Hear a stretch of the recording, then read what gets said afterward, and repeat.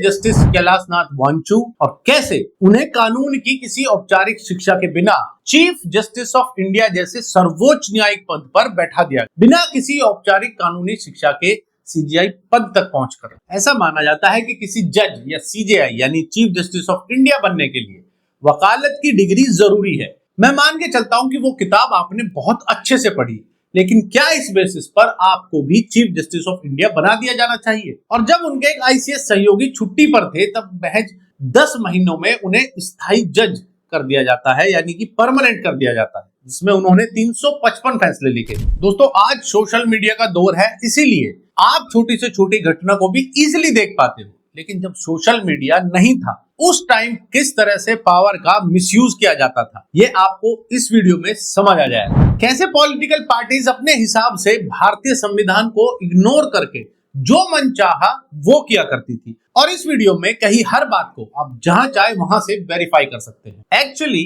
Indian judiciary की history में कैलाशनाथ वांचू का नाम एक ऐसा चीफ जस्टिस के रूप में दर्ज है जिन्होंने पारंपरिक शब्दों में या पारंपरिक तौर पे कभी भी वकालत की डिग्री ही नहीं ली, कभी भी। जी हाँ, लेकिन फिर भी भारत के सर्वोच्च न्यायिक पद तक वो पहुंच चुके थे। तो आइए जानते हैं कि आखिर कौन थे जस्टिस कैलाशनाथ वांचू और कैसे उन्हें कानून की किसी औपचारिक शिक्षा के बिना चीफ जस्टिस ऑफ इंडिया जैसे सर्वोच्च न्यायिक पद पर बैठा दिया गया। जस्टिस कैलाशनाथ वांचू का जन्म 25 फरवरी 1903 को इलाहाबाद में एक कश्मीरी पंडित फैमिली में हुआ था। उनका परिवार कश्मीर का ही रहने वाला था, जो बाद में इलाहाबाद यानी आज का जो प्रयागराज है, प्रयागराज में आकर बस गए। उनकी शुरुआती एजुकेशन की अगर बात की जाए तो यह मध्य प्रदेश के नौगांव में हुई। वहीं माध्यमिक शिक्षा कानपुर में हुई। साथ ही उन्होंने प्रयागराज विश्वविद्यालय से बीए की डिग्री हासिल की। ध्यान दीजिएगा, बीए की डिग्री थी, बैचलर ऑफ आर्ट्स की। पढ़ाई में होशियार थे, तो वांचू ने 1924 में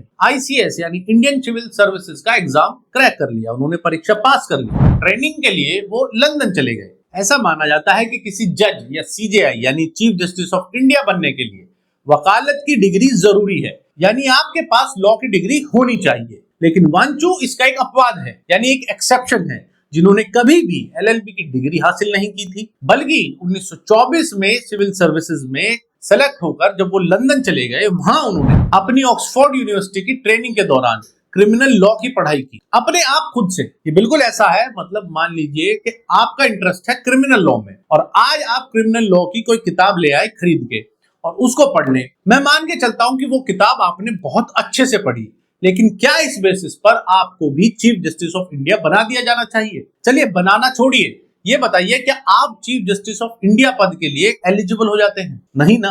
सोच के देखिए, चीफ जस्टिस ऑफ इंडिया संविधान का एक टॉप का पद है, तो आपका जवाब होना चाहिए कि ऐसे कैसे बना देंगे चीफ जस्टिस ऑफ इंडिया। लेकिन ऐसा हुआ है, जब देश के प्रधानमंत्री की गुड बुक्स में आप आ जाते हैं तो कुछ भी पॉसिबल है। खैर, एक बार पूरी कहानी जानते हैं कैलाशनाथ जी की। तो कैलाशनाथ जी ऑक्सफोर्ड में ट्रेनिंग पूरी करने के बाद वह उत्तर प्रदेश और उत्तराखंड में जॉइंट मजिस्ट्रेट और कलेक्ट्रेट नियुक्त कर दिए जाते हैं। करीब 1 दशक तक अलग अलग जिलों में वो प्रशासनिक सेवाएं देने के बाद सेशंस एंड डिस्ट्रिक्ट जज बना दिए जाते हैं। आजादी के बाद 1947 में उन्हें इलाहाबाद हाई कोर्ट के एक्टिंग जज बनाया जाता है, और जब उनके एक आईसीएस सहयोगी छुट्टी पर थे तब महज 10 महीनों में उन्हें स्थायी जज कर दिया जाता है, यानी कि परमानेंट कर दिया जाता है। इसके बाद उनका तबादला यानी ट्रांसफर होता है राजस्थान हाई कोर्ट में, जहां वो 1951 से 58 तक मुख्य न्यायाधीश रहे। इसके बाद उन्हें सुप्रीम कोर्ट तक पहुंचाया गया और वह 11 अगस्त 1958 को सुप्रीम कोर्ट के जज बनाए गए। हालांकि जस्टिस वांचू का सीजीआई बनना एक अनएक्सपेक्टेड घटना थी।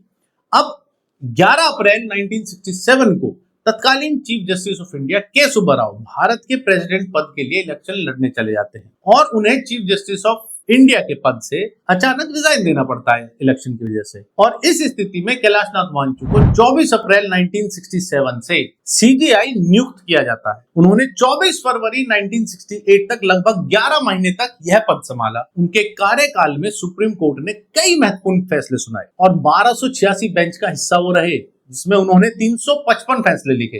जी हाँ, 355 फैसले बिना किसी औपचारिक कानूनी शिक्षा के सीजीआई पद तक पहुंचकर। सोच कर देखिए, उन्होंने वक्फ कानून की सुप्रीम कोर्ट में सुनवाई को लेकर भी सवाल उठाए थे और पूर्व सीजीआई संजीव खन्ना पर धार्मिक युद्ध भड़काने का आरोप लगाया था। लेकिन मेरा सवाल यह है कि चीफ जस्टिस ऑफ इंडिया जैसा गरिमा वाला पद किसी ऐसे व्यक्ति को क्यों दिया गया जिसके पास लॉ की डिग्री तक नहीं थी, जिन्होंने पूरी तरह से लॉ पढ़ा भी नहीं था। पर क्योंकि उस समय सोशल मीडिया नहीं था तो लोगों को ये सब बातें पता नहीं चलती थी। और ना जाने ऐसे कितने ही केसेस हैं जहां कांग्रेस की सरकार जब चाहे जिसको चाहे जो चाहे बना देती थी। आप उनकी सिर्फ गुड बुक्स में होना चाहिए। लेकिन एक और बात थी, काम आपको उनके पक्ष में करना पड़ेगा कांग्रेस के, समझ गए? तो इसीलिए चीफ जस्टिस ऑफ इंडिया या उच्च पदों तक जजों को किसी को भी उठाकर पहुंचा दिया जाता था जो भी इनके लिए फैसला सुनाने को तैयार हो। यही हो सकता है। आप चौंक जाएंगे जानकर कि ऐसा ही एक और नाम है जिनके बारे में आपको जानना चाहिए, बहारुल इस्लाम। इनके ऊपर आप एक बार मेरी ये छोटी सी वीडियो सुनिए। बहारुल इस्लाम एक ऐसा नाम जिसे इंदिरा गांधी जी ने बिना कोई एग्जाम दिए हुए बना दिया था सुप्रीम कोर्ट का जज।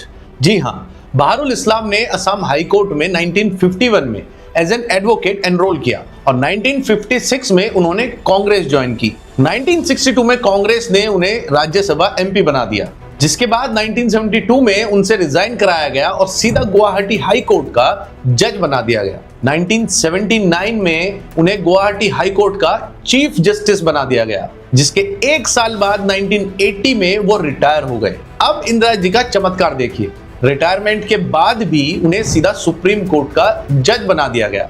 ऐसा आज तक कभी नहीं हुआ कि कोई रिटायर जज को फिर से कोई पोस्टिंग दी गई हो।